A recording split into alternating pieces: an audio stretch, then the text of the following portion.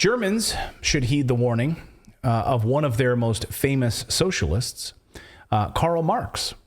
I never thought I would quote Karl Marx here on the show, but maybe Germans should actually pay attention to one of their own. When Karl Marx, who famously said, "History repeats itself, first as a tragedy and second as a farce." Let that sink in for a minute, because I've heard this phrase many, many years, and it kind of creeps up, and it's one of those things where you kind of scratch your head a little bit. You think about this. History repeats itself, first as tragedy, second as farce. Mm-hmm. So the first time in war when we met, Russians, Germans, Russians destroyed Germany. We divide up Berlin into east and west. We crushed your army. Tens of millions of people died as a result of what Germany did. Who's we in this instance? I'm just saying the collective West, but of course, the collective we being Russia in this scenario. I'm not saying Russia we are Russians. is part of the West. Just using it as a rhetorical sort of a narrative device. Okay. I'm trying to follow you. Yeah. So Russia loses, Russia is, tens of millions of people, of course, die. 45 million. 45 million. Yeah. So 45, just a paltry, 45 million people die from what Germany decided to do. Now, the second time you repeat the same mistake, and what will happen to your country now? Will it become a farce? So what will happen when Russia decides to retaliate against a growing German threat? We're about to find out, because Germany just today openly declared war on Russia. This isn't a backroom conversation, some low-level peon, some low-level person. No. This is the German foreign minister. Oddly, speaking in English, this is Annalena Baerbock.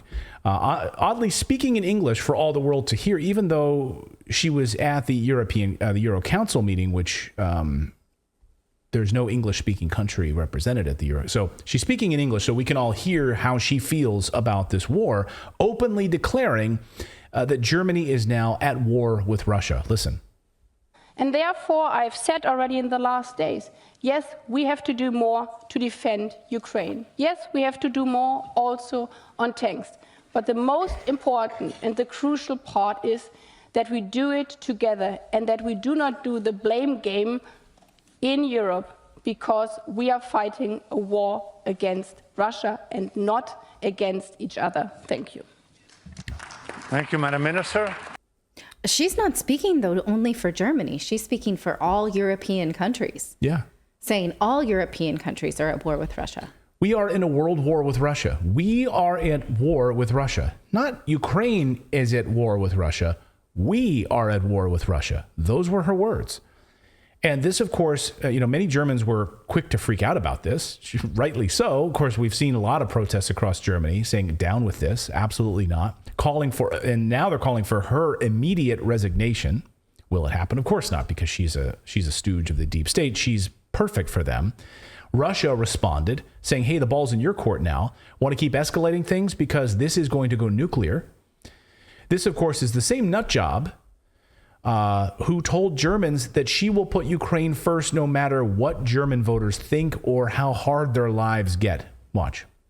But if I give the promise to people in Ukraine, we stand with you as long as you need us, then I want to deliver, no matter what my German voters think, but I want to deliver to the people of Ukraine. And this is why, for me, it's important to be always very frank and clear. And this means every measure I'm taking, I have to be clear that this holds on as long as Ukraine needs me. We are facing now a winter time where we will be challenged as democratic politicians. People will go on the street and say, we cannot pay our energy prices. And I will say, yes, I know, so we help you with social measures. But I don't want to say, okay, then we stop the sanctions against Russia.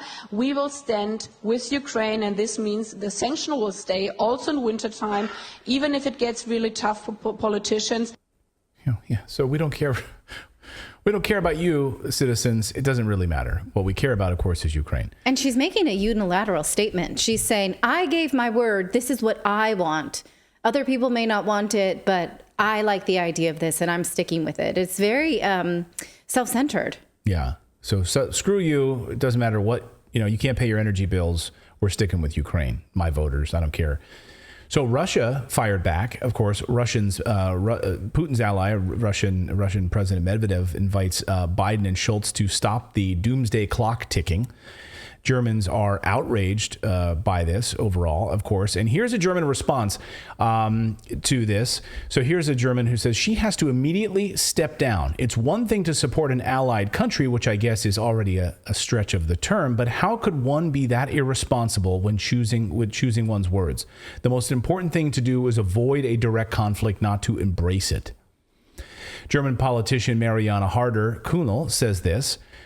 Posted this, and the translation is, what Erbach expresses here is a de facto war to Russia. In this war, she wants to pull it all Europe in. She carelessly risks human lives. Whom does this woman serve? Not German or European interests, but U.S. geopolitics. Bingo. And of course, yes, bingo. That's the heart of it. That's the heart of it. What she's talking about, of course, is the new Leopard tanks being sent to Ukraine. German Chancellor Olaf Scholz said that Germans would not send Leopard tanks to Ukraine because the people don't want us to do it, he said. But apparently the German people don't matter much to these politicians because Olaf Scholz has done an about-face and is now sending Leopard tanks. As he makes this announcement, he asks the German people to trust him. This is like an unbelievable statement he makes. He asks the German people to trust him and his federal government after, wait a minute, you told us you didn't want us to elevate a war in Ukraine and send Leopard tanks. We ignored you. Now I want you to trust me. Listen. Es gibt in diesem Land viele Bürgerinnen und Bürger, die sich Sorgen machen. Auch angesichts einer solchen Entscheidung und angesichts der Dimensionen, die diese Waffe mit sich bringt. Und deshalb möchte ich diesen Bürgerinnen und Bürgern hier und an dieser Stelle sagen, vertrauen Sie mir, vertrauen Sie der Bundesregierung. Wir werden weiter, weil wir international abgestimmt handeln, sicherstellen, dass diese Unterstützung möglich ist, ohne dass die Risiken für unser Land darüber in eine falsche Richtung wachsen. Das ist, warum wir das so tun, und so werden wir es auch weitermachen. So think about how dumb that is, okay? You told us that you did not want us to send tanks into Ukraine because you don't want this to descend into World War III, and then, of course, Germany gets attacked and we're destroyed, right? You, the German citizen, said you didn't want this, overwhelmingly. Yes. We ignored you. We're doing it anyway. Now I'm asking you to trust me. I'm asking you to put your faith in the federal government that this won't descend even further, because he says we put controls into place to make sure that our country doesn't go in the wrong direction. Have you been to Germany lately? Have you seen what direction Germany is going, where people can't pay their heating bills? You've turned off nuclear power in favor of coal power plants. Protests in even small towns, anti-war protests saying, we do not want this. We absolutely don't support it. Your Nord Stream pipeline is blown up by your allies, and you know this, and you have the answers to this, but you won't release it. You won't release the information on this, and now you're paying exorbitant costs for natural gas. Wait a minute, you let the United States and its allies blow up the Nord Stream pipeline where you could get cheap natural gas from Russia. Now you're paying 4 times as much, or even in some cases 7 times as much, for the same product shipped from the United States now. And reverting to coal. Yeah. But don't worry, our country's going in the right direction. Like, this is madness. Right. And this just trust me a little bit more when there's no real answer there. When we could tell that he, at least gave pause earlier in this week saying, maybe we don't do this. Maybe we hold back a little. The people don't seem to want it. And then, oh, no, full steam ahead. So whatever pressures were put in place that made him capitulate, we're not quite sure, but we don't get an answer on it at all. He literally, it's amazing. He literally says there are many citizens in our country who are concerned about this decision to send tanks to Ukraine and about the size of these weapons. And he goes on to say, so I would like to tell these citizens here and now you should trust the federal government more. That's what Jacinda Ardern said within the last few years. And now she's, on the runway. Yeah, she's on the run. Or who knows what the hell's it?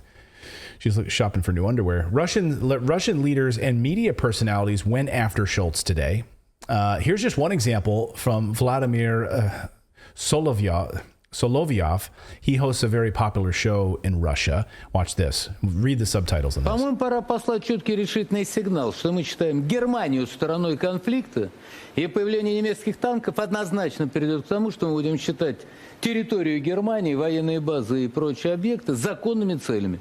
НАТО хочет повоевать так хитрым образом, делая вид, что не воюет, не дождетесь. Не дождетесь. И Писториус войдет в историю, как один из кретинов, которые привели к тому, что территория Германии оказалась в зоне прямого поражения. И Шольц, и Бербок. И немецкий народ будет знать, каких очередных нацистских лидеров они воспитали и привели к власти. Это мое субъективное мнение. Мы агрессор. 8 лет вы, сволочи, подпитывали нацистский украинский режим. 8 лет вы убивали жителей Донбасса. 8 лет вы лгали устами вашей мута Меркель. Вы не видели трагедии Донбасса, убитых детей Донбасса? Европейские фарисеи, подонки нацистские. Okay, I just want to say their political shows are a little more harrowing than ours. It's a little bit different than Hannity. Yeah. Right. That's very intimidating. They don't have... I mean, but I wouldn't want to be a guest on that show if you get it wrong. They're like, gulag. Right. Get out of here. It's not like a game show. It's not like Who Wants to Be a Millionaire. Right. But it's a political talk show. It's just a little intimidating. So for those of you who are listening and driving and you're like, I don't know what he was saying. Well, he was basically saying when you put German tanks inside Ukraine, that literally means that, you know what, now Germany is fair game. Like fair game for us to attack targets inside of Germany. Oh, and by the way, you're claiming that we are the aggressors, he says. You've been lying about what has been unfolding from the Ukrainian aggressors in Donbass for the last 8 years, where a genocide has been carried out. And well, you know, another unfortunate part of that is that it kind of goes to the narrative now that they're like, well, if once Russia goes into Ukraine, then they're going to go into this country, then they're going to go into this country. But like, if they do, it's because they're being forced to. Well, I know. I mean, that's the thing, right? So if Germany comes in and does a full scale, I mean, they're launching these Leopard tanks. I mean, they greenlit 100 of them coming through Poland, and Germany on their own is sending the newer versions of them now. Like, that's what that speech is about. So they're sending them. So is the United States with Abrams tanks. I mean, let's be clear. Neither side has to do either thing. Germany does not have to send these weapons, and Right. Russia does not have to consider this an escalation and then retaliate. Nobody has to do any of these things. This is, I mean, we're operating on a very like life as a board game type way at this point, rather than like, how about we value human life? We're just on a different playing field at this point. Well, yeah. I mean, and they're operating in a totally different reality. You know, they're denying, of course, or willfully ignorant. And Angela Merkel even talked about this. She knew what was happening in the Donbass. She knew all along that Yes. this was an instigation, and that of course was leaked recently. So we know that she knew what was happening in this genocide. They Well, stood and how by many and did times does the nothing. U.S. have to prove? How many times does the U.S. have to show that they don't value human life at all? No, Or we wouldn't be doing what we I think do the in all world is these waking up to that. I think maybe the world is waking up to that in a lot of ways. People who just sort of blindly went along with this crap for so long, people who maybe even blindly supported this war from the very beginning, are starting to understand now the truth behind it. Max Blumenthal tweeted this. Since the U.S. destruction of the Nord Stream pipeline supplying cheap gas to Germany, the German Kuckmeister, Olaf Scholz, has retaliated by caving to U.S. demands to send Leopard tanks to Ukraine and asking German citizens to take fewer hot showers. So Scholz even teased further deliveries of air defense systems today, heavy artillery, multiple rocket launchers, he said today, and says Germany intends to expand what we have delivered, a major U-turn on his previous statements. As Michael Tracy pointed out during internal debates, Olaf Scholz pointed out that there is no majority support in Germany for sending battle tanks to Ukraine, he said, thereby overturning 75 years of precedent. But then he did it anyway.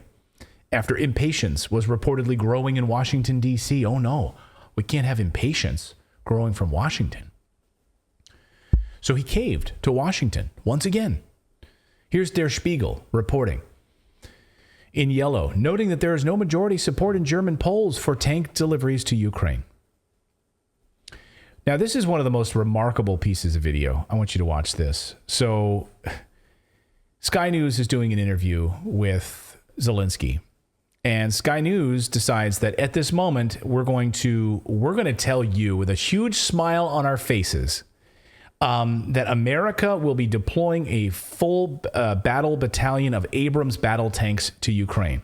On top of which, these Leopard tanks, Olaf Scholz is sending these Leopard tanks to you.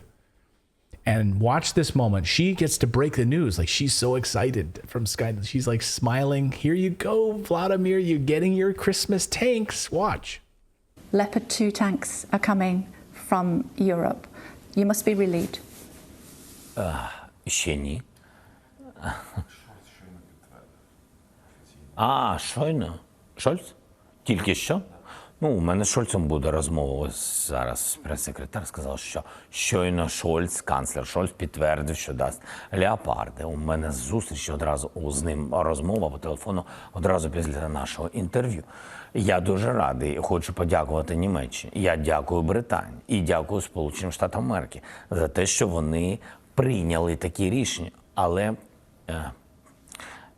я вдячний в цілому світу за підтримку України. Але якщо ми говоримо відкрито з вами і чесно, то кількість танків і термін, коли вони можуть до нас доїхати, мають невід'ємну, а важливу роль. So thank you, but get these things here quickly. We need them. We want them. Just keep sending them to us. Time is critical. Thank you so much. I didn't even know that. I've got a phone call with Olaf a little bit in a few minutes here.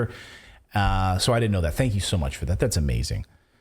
So we got the Abrams coming. We got the Leopards coming. We got the Challenger tanks coming. That was like a gender reveal. Right. Yeah.